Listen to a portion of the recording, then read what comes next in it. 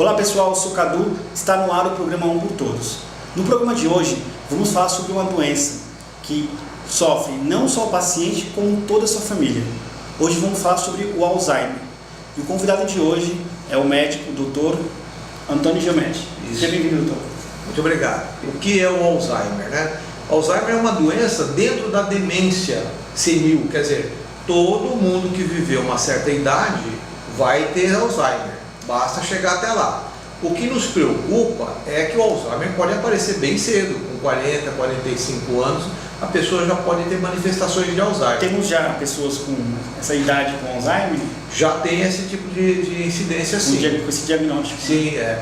E outra coisa que a gente precisa considerar também, que a ciência é uma verdade, só que ela é transitória. Senão não teria sentido de ser, né? Então, o que às vezes se falou no passado, hoje não vale mais, assim vai por diante, né?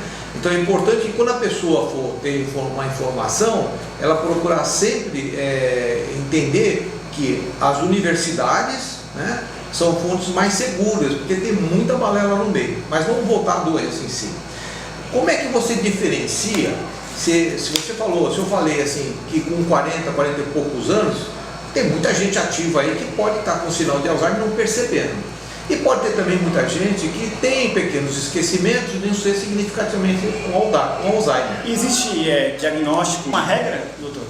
Então, tem sim, um pequeno detalhe. Se você esquece de alguma coisa e percebe que você esqueceu, então você não tem Alzheimer, porque você tem uma atenção em relação à sua memória. É um déficit de atenção. Um déficit de atenção, exatamente. E hoje em dia, com tanta informação que nós temos e com tanta preocupação que temos, é até natural que alguma coisa escape. E por que é diferente de uma pessoa para outra? Às vezes a pessoa já tem Alzheimer, mas você não nota.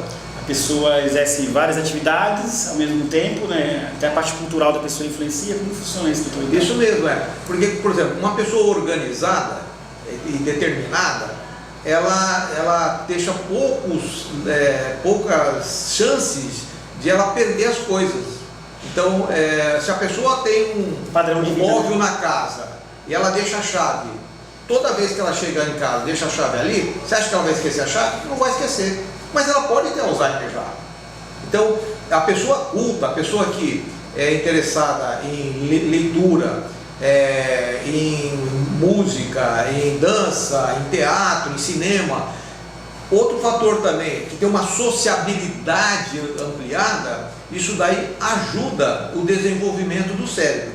Algumas situações bastante assim, corriqueiras, isso não é científico, mas parece ajudar a retardar o aparecimento. Ele está ligado, como a gente percebe, em algumas civilizações, né, em algumas áreas, em alguns países, né, e analisando os hábitos deles, são hábitos saudáveis. O que seria? Alimentação, exercício físico, atividade física, mas sempre prazerosa. Não é uma coisa que você vai na academia para fazer massa muscular, porque você quer parecer bonitão no verão. Não é isso. Então você fazer uma atividade, as atividades aeróbicas. Você sabia, por exemplo, que o ato de assoviar melhora a oxigenação cerebral?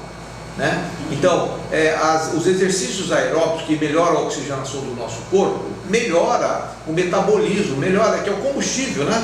Tanto do automóvel, né, que tem que ter ar lá dentro, por isso tem um turbo, né?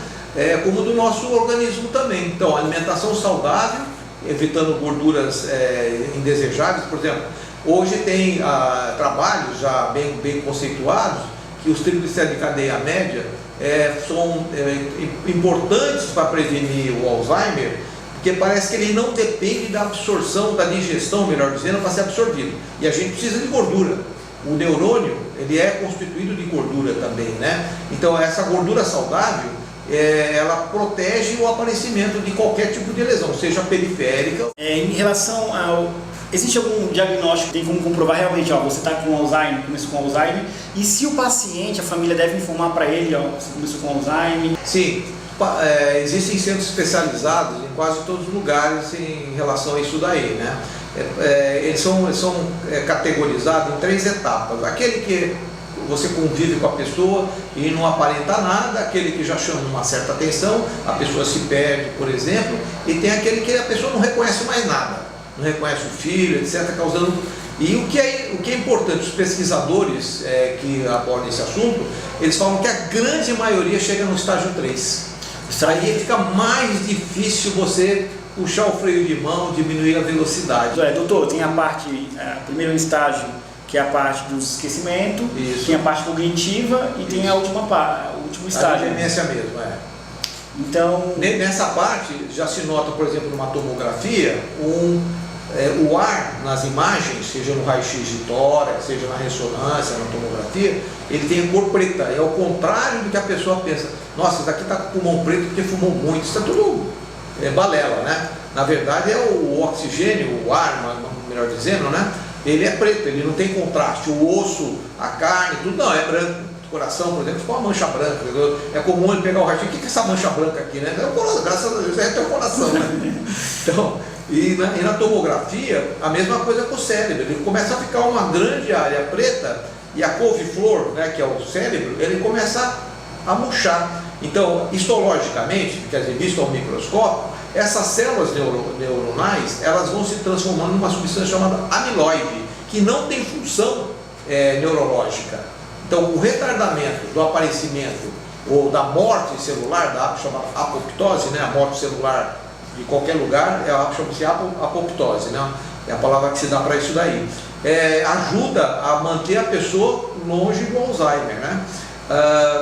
Então a pessoa que tem um hábito assim, de fazer cálculo, de estudar, de guardar número, né? Elas têm uma tendência a utilizar mais isso é parte um pouco para facilitar o entendimento do cérebro como músculo. Você não faz academia, você não faz levantamento de peso cada vez mais para ficar com o músculo forte. Então, a mesma coisa com o cérebro.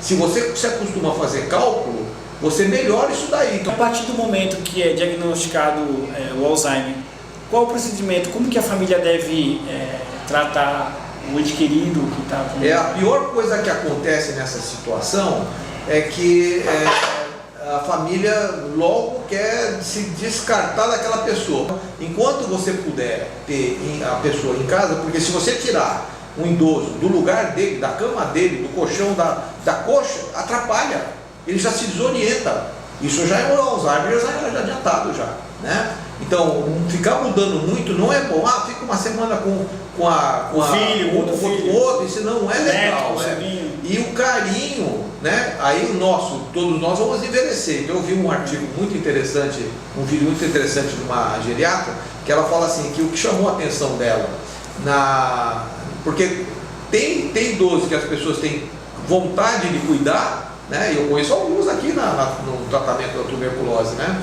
E tem gente que a pessoa não quer cuidar. Doutor, quais são as suas recomendações? Então, para final, eu acho que a gente deve se preparar, porque você, todos nós vamos chegar só se morrer antes, né? Senão vai ficar com Alzheimer, né? Então, se preparar para esse momento. E para isso, todas as atividades culturais, né? O raciocínio, a sociabilidade, o carinho, tudo isso é importante. Fora que todo mundo já sabe, a alimentação e vida saudável, né? Você que tem um ente querido que tem Alzheimer, dê carinho para ele, nesse momento talvez seja num estágio que ele não lembre mais de você, mas dê carinho o máximo possível, porque, como o doutor mesmo falou aqui, todos nós estamos sujeitos, né, a termos Alzheimer. É isso aí, eu sou o Cadu, programa por todos. Até mais. Ótica Sidney, o seu jeito de ver.